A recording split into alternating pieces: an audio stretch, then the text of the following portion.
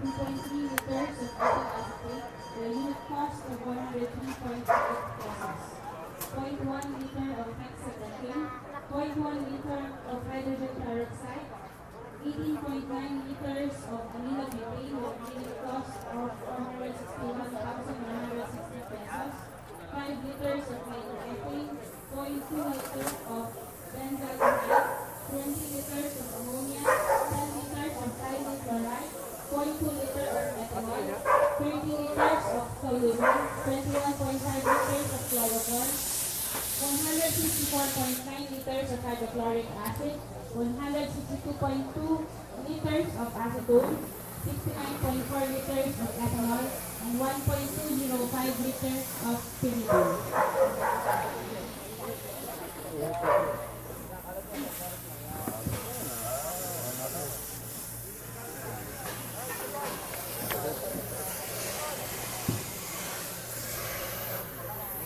Total cost of liquid chemicals to be destroyed is 764,857 pesos. For solid chemicals, 300.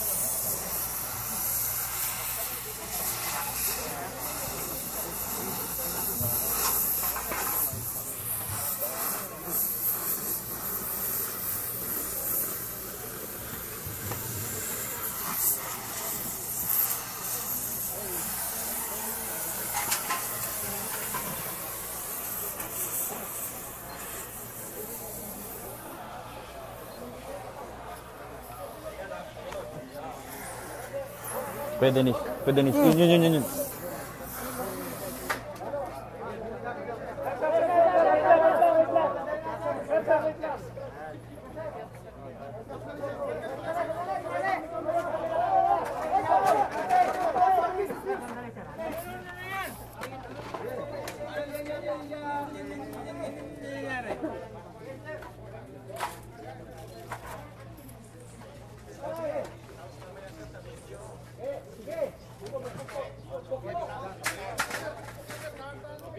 Yun.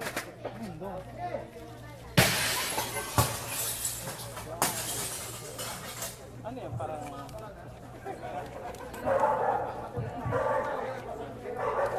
Buti lahat pa rin, may salamin, oh.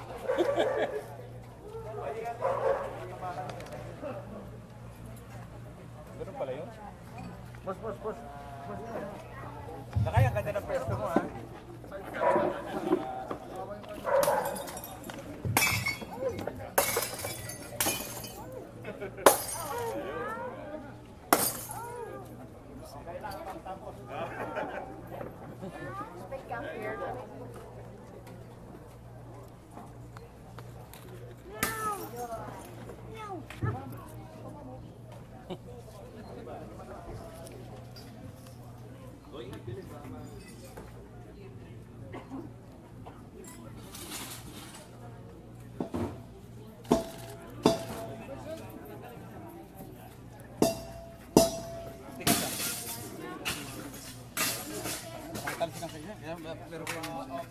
Tapusin natin, sino ang mga ibang pagtapos. Oh, dito naman siya. Wala pa kong kuha.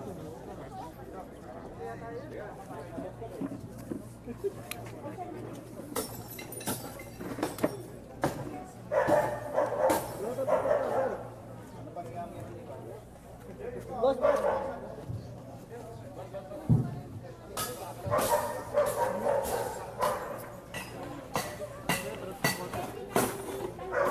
ayan konti, boss.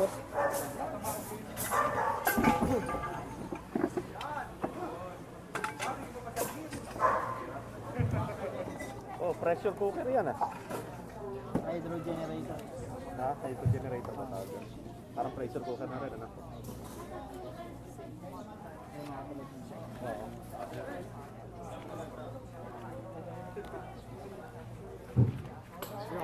Sir, kaya.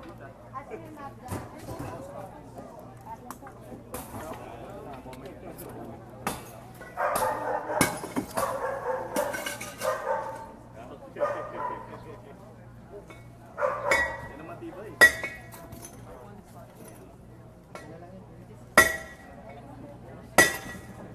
Tibay.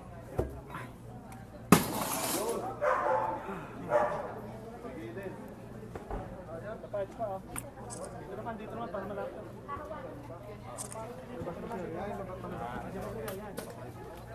Dito naman oh. Labas, labas. Tras na, tras. Tras na konti, na konti. Tras. Na konti, boss. Sir, meron pa rito oh.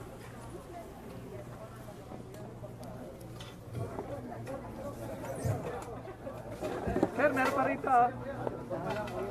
Para malapit, para meron naman kami rito kuha.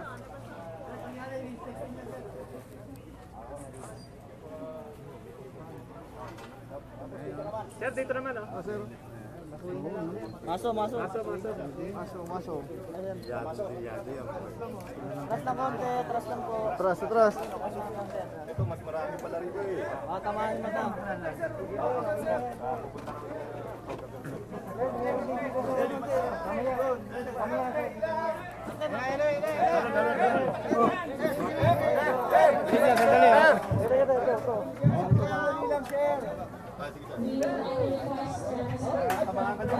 Yan! Pare! Dito na kayo sir sa tabi. Sir, palo! Sir!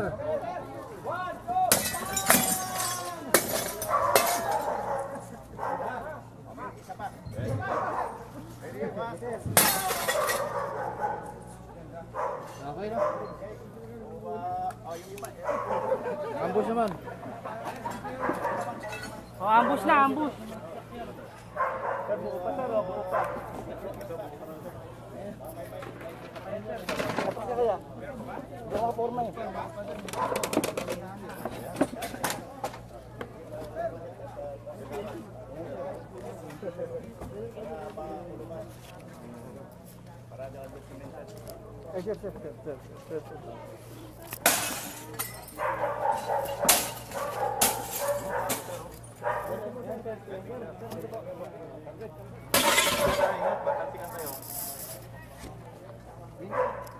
Buo pa yun sir oh.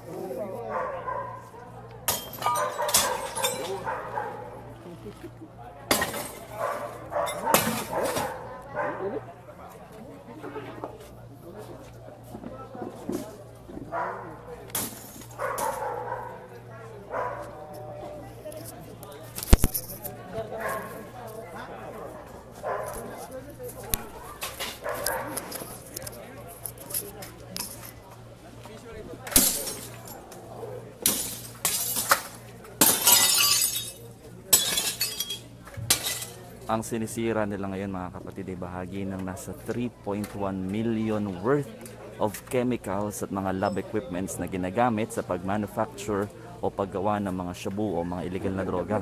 Muli, ito ay pawang mga sangkap lamang o mga materyales na panggawa ng illegal na droga.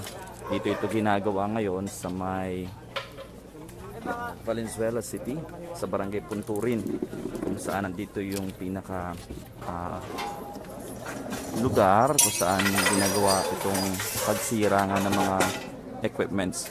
Yung pagsira naman ng mga chemicals o ng mga mismong illegal na droga, ginagawa yan mga kapatid sa may 13 Martires, Cavite, kung saan doon nagkakaroon ng treatment para at sunugin yung mga droga.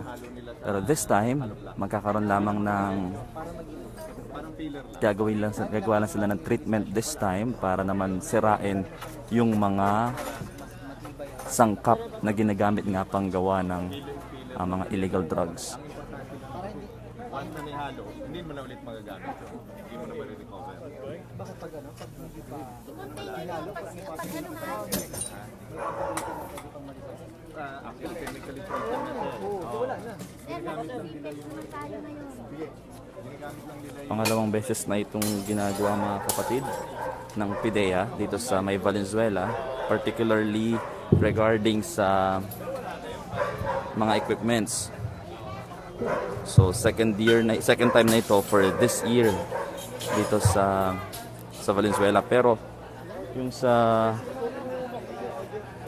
mga mismong illegal drugs,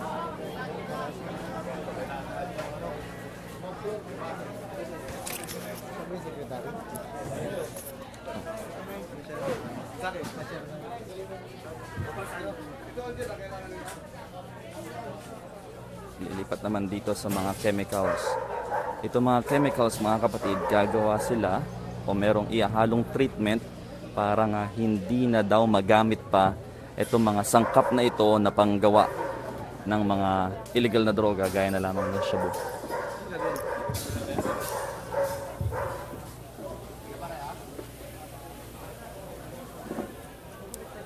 Muli, lahat ng mga nakumpiskang mga sangkap, mga gamit ay may utos muna ng korte bago nila sirain. Again, the following are the chemicals and equipment for destruction as of December 7, So ganito karami yung mga nakuha ng mga chemicals. 0.1 liter of hydrogen peroxide, 18.9 liters of aminobutane, Nasa loob yung pinaka machine or sabihin natin para mahalo yung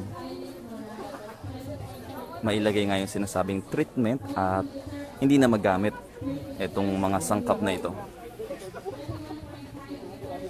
Ayun mga kapatid.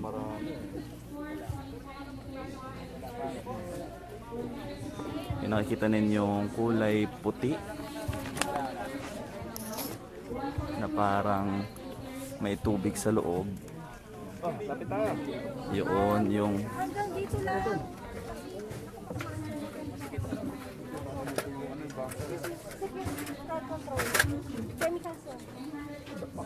ito mga kapatid ay mga chemicals na. Medyo hazardous na daw dito.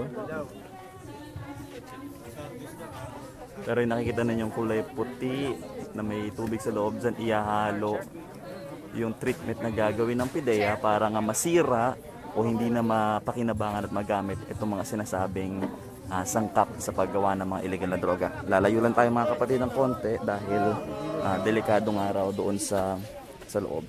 So yan, tuloy-tuloy lamang ang ginagawang pagsira ng PIDEA dito sa Valenzuela. Ano na dagdagan dyan? Sira yung truck namin.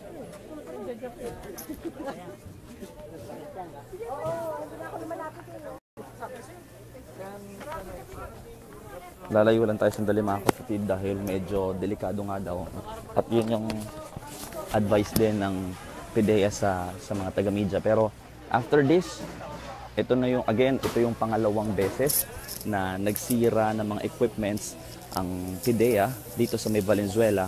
Pero linawin lang natin, yung mga nakukumpiska nilang mga illegal na droga, sinisira po nila yan sa may bahagi naman ng 13 Martires, Cavite, kung saan meron din doon machine na pangsunog naman ng mga shabu at iba pang klaseng mga illegal drugs. So itong mga nakita nyo ngayon dito ay pawang mga sangkap, yung sasabihin natin, na panggawa ng mga illegal na droga gaya ng shabu. So ito mga kapatid, worth 3.1 million pesos yung mga nakuha nila o sisirain nila o sinisira na nila kasalukuyan dito sa Valenzuela. Yan muna ang huling sitwasyon. Wala rito sa Valenzuela, umaaksyon. Mon Gualvez, News 5.